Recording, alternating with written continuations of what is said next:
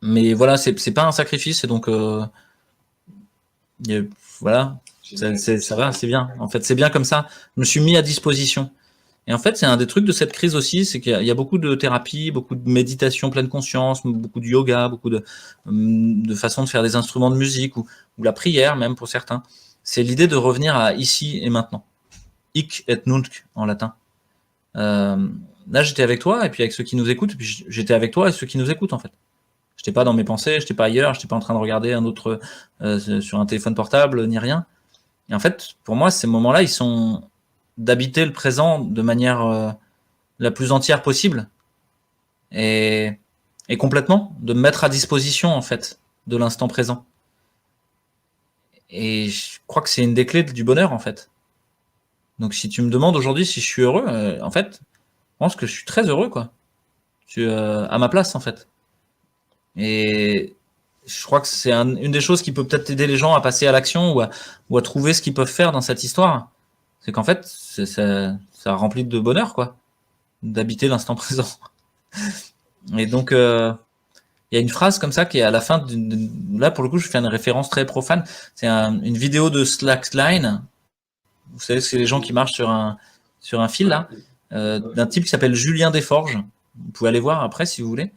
Où il est. Peut-être trouver le lien, te le mettre dans le chat en 2 secondes. Elle est assez jolie, je trouve. Et elle. Attends, je la cherche. La joie du dans la numérique. description de la vidéo, alors. Ouais, si tu veux, ou tu peux la mettre la faire apparaître dans les banners, je crois, si t'as. Attends. Julien.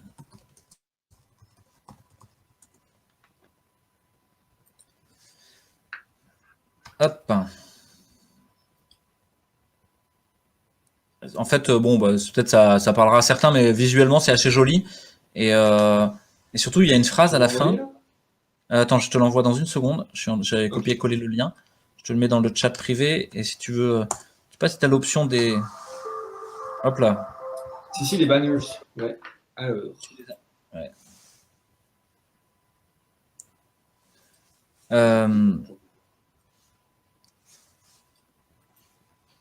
Ouais, donc ça, dans la fin de cette vidéo, c'est une phrase en fait qui continue de résonner en moi actuellement. Peut-être ça peut être mon mot de la fin si tu veux. Mais... alors attends, je vais te laisser en plein écran parce que c'est un peu le rituel. Attends, comment ça marche ce truc? Tiens, ouais, là c'est pas, ça permet. J'espère que les gens peuvent cliquer dessus parce que sinon c'est pas très. Là c'est apparu, hein. Mais... ouais, alors attends, je vais le laisser comme ça. Je vais aussi le mettre dans les commentaires. Excusez-moi pour le petit passage technique. Hop là. Voici le lien. Il est dans les commentaires, donc je vais virer la banner. Je vire la banner et puis je te laisse le mot de la fin avec nous tous, mais toi, voilà, en gros plan. Bon, je te remercie beaucoup, Louis, et au plaisir. Bonsoir à tous. Alors, on se rejoint, nous, le mardi 23 février, si je ne m'abuse, pour une émission Focus, et le 24 pour un cluster. Toutes les infos, vous les trouverez sur Facebook et sur le site internet énergiepositivemedia.com. Bonne soirée à tous. Merci beaucoup, Louis, et à très bientôt. Merci à tous. Éteignez la télé. Éteignez votre téléphone portable. Sauf pour appeler les gens que vous aimez. Reprenez contact avec le réel. Ne croyez pas ce que vous dit l'interprétation algorithmique du big data. Les courbes épidémiques, les courbes, les nombres, les chiffres. Toute la numérisation du monde n'est pas le monde. Le monde, il est là devant. Sortez dehors, touchez des arbres. Prenez soin de vous. Et touchez les autres. Laissez-vous toucher par les autres. Laissez-vous toucher par le monde aussi, au passage. C'est ma prescription de médecin, on va dire, pour votre santé.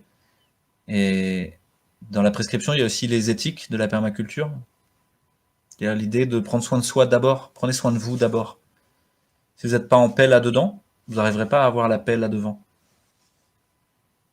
Donc prenez soin de votre colère, prenez soin de votre peur, prenez soin de votre timidité. Et une fois que vous aurez guéri ça, vous serez bien accordé. Là, vous pourrez avoir une interaction avec le réel féconde. Prenez soin de vous, prenez soin des autres, ceux que vous aimez, puis ceux que vous aimez pas surtout. Qu'en fait, ceux-là, ils sont malades en fait.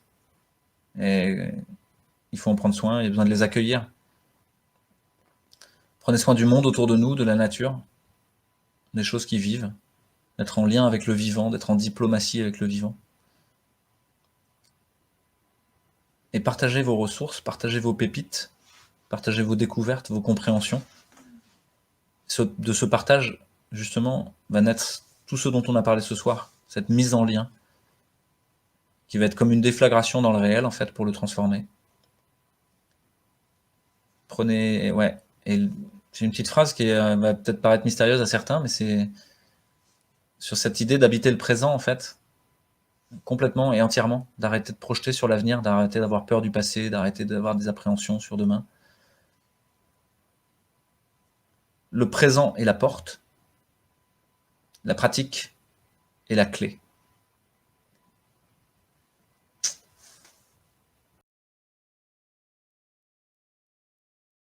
Ouais. Parce que c'est ça qui vient assez rapidement, c'est que si vous en prenez conscience et que vous avez en plus conscience que ce sont les plus pervers et les plus paranoïaques qui ont décidé de votre destin, ça vous met en colère.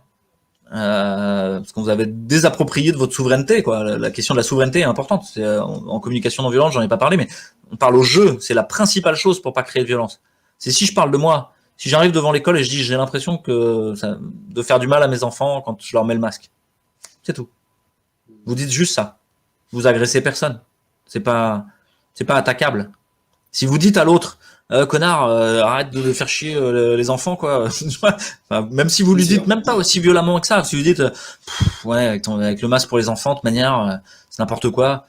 Ouais, c'est déjà une agression en fait dans ce qu'il fait. Je dis moi, pour une fois, on a le droit de dire moi, j'ai l'impression de faire du mal à mes enfants. Et tout de suite après, est-ce que tu veux bien qu'on en parle? C'est ça la première chose à faire, la seule chose à faire. C'est est-ce que tu veux bien qu'on en parle? Parce que si vous êtes tout de suite dans il faut enlever ces masques aux enfants, c'est n'importe quoi, etc. Et que l'autre, il n'est pas prêt à vous entendre.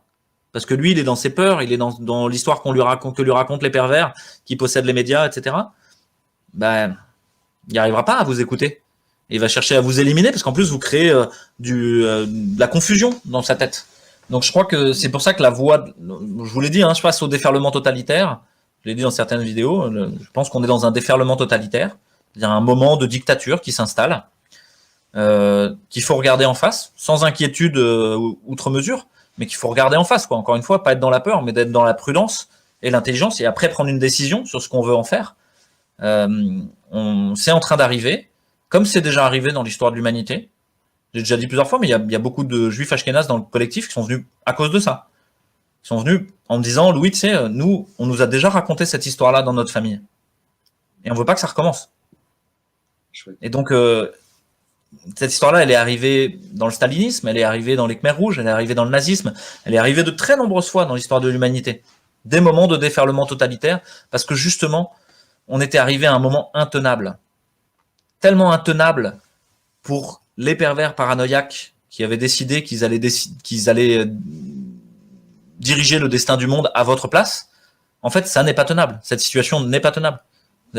Chaque année, on vous dit il y a de moins en moins de personnes qui ont de plus en plus de richesses. Il y a la moitié de l'humanité il y a 9 personnes, ou je sais plus combien, ou 15 personnes qui ont autant que la moitié de l'humanité. Enfin, c'est pas tenable. Bien sûr que c'est pas tenable. C'est pas tenable au niveau environnemental, le niveau de prédation sur lequel on est dans la nature. C'est pas tenable les structures de travail qu'on a mises en place qui nient la capacité de créativité des personnes pour en faire des rouages d'un système technique optimisé, quoi. C'est pas tenable. En fait, rien de tout ça n'est tenable.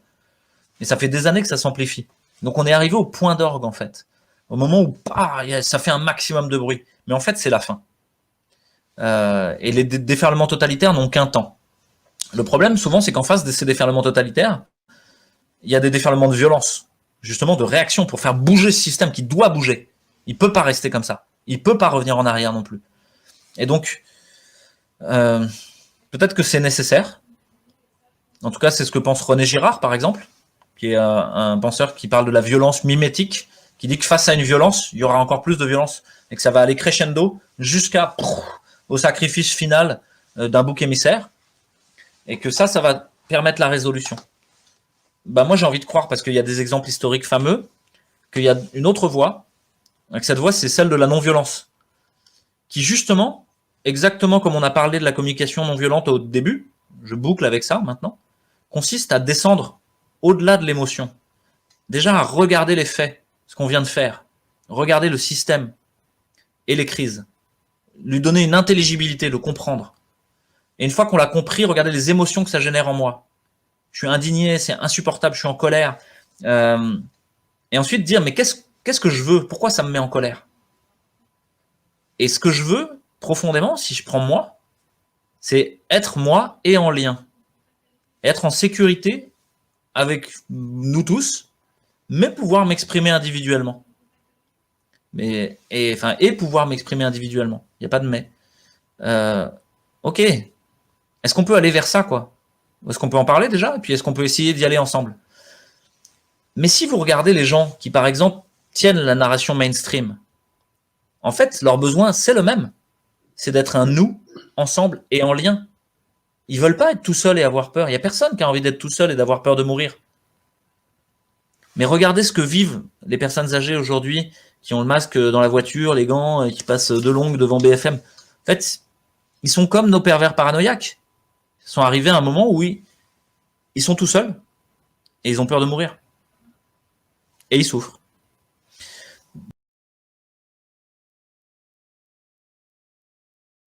Donc comment on guérit? C'était la question. Vous vous souvenez de Kirikou et la sorcière? Kirikou et la sorcière, c'est la sorcière Karaba. Ouais, Karaba la sorcière, de Michel Oslo. Ça c'est une très bonne fable. Karaba la sorcière, elle vole l'eau, elle vole les hommes, elle vole la nourriture, elle vole les bijoux. Elle empêche les gens d'être en lien, elle sème la discorde, la zizanie. Elle envoie des fétiches, elle envoie de la technique pour aller mettre le bazar. Mais elle veut tout. Et en même temps, elle est toute seule dans sa case, environnée que de technique. Mais au fond, ce qui l'intéresse, c'est le village. Elle passe son temps à emmerder le village, parce que ce qu'elle voudrait, c'est être dans le village. Tiens. Et à chaque fois qu'elle fait une crasse, Kirikou, c'est le héros, c'est un tout petit héros, et qui passe son temps à parler, et qui est rigolo, il court très vite, et même s'il est tout petit. Et il demande toujours, et puis il est tout nu. Mais il est tout le temps tout nu. Il est marrant. Et il pose tout le temps la question à tout le monde dans le village. Mais pourquoi Karaba est-elle si méchante? Puis il y en a qui lui répondent, mais parce qu'elle veut les bijoux. Et puis quand elle a pris toute l'eau, elle dit, mais c'est parce qu'elle veut toute l'eau. Et puis quand elle a pris les hommes, c'est parce qu'elle veut tous les hommes. Mais Kirikou, ça lui va pas. Il continue à demander, mais pourquoi est-elle si méchante? Et à la fin, c'est son grand-père qui lui répond, avec la sagesse, qui lui dit, parce qu'elle souffre, Kirikou. Parce qu'elle souffre. Ok. Donc, c'est une des voies de guérison, peut-être. Et Kirikou va guérir la sorcière, va guérir Karaba par l'amour inconditionnel. Bon. Ça, c'est pas évident en psychopathologie, chez les psychiatres, etc. Guérir un pervers paranoïaque par l'amour, ouais, il faut une très grosse dose d'amour. Faut y aller très très fort, quoi. Ouais, mais c'est pas impossible. Moi, ce que je pense, c'est que déjà, le pervers paranoïaque, faut qu'il ait des contre-pouvoirs. Faut qu'il ait des, on le mette à sa place. C'est-à-dire qu'il peut y avoir des ogres, il peut y avoir des sorcières, il peut y avoir des dragons, mais ils sont au fond de la caverne. Ils sont pas au milieu du village en train de décider de comment s'organise le village. Ça va pas. Donc, il faut que le village s'organise pour remettre l'ogre au fond de sa caverne. Donc ça, et comment le village s'organise pour remettre l'ogre au fond de sa caverne ou pour mettre le dragon, le rendormir dans la montagne, après l'avoir blessé à l'endroit qui va bien, bah, c'est qu'ils se mettent en lien et se coordonnent et qu'ils ont des héros.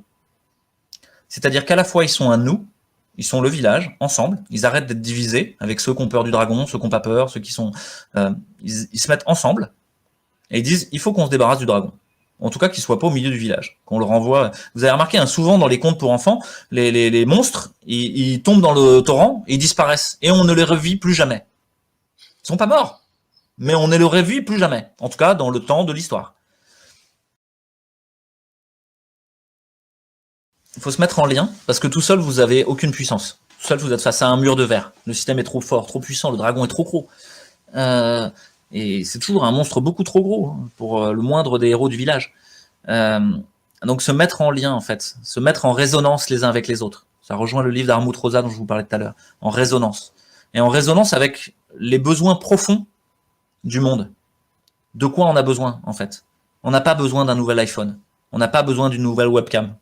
On n'a pas besoin d'un nouvel ordinateur. On n'a pas besoin d'un week-end à Prague. On n'a pas besoin de partir en vacances en Thaïlande. C'est pas vrai, en fait. C'est pas des vrais besoins, ça. Ça, c'est de la consommation qui ne diminue pas votre niveau de souffrance.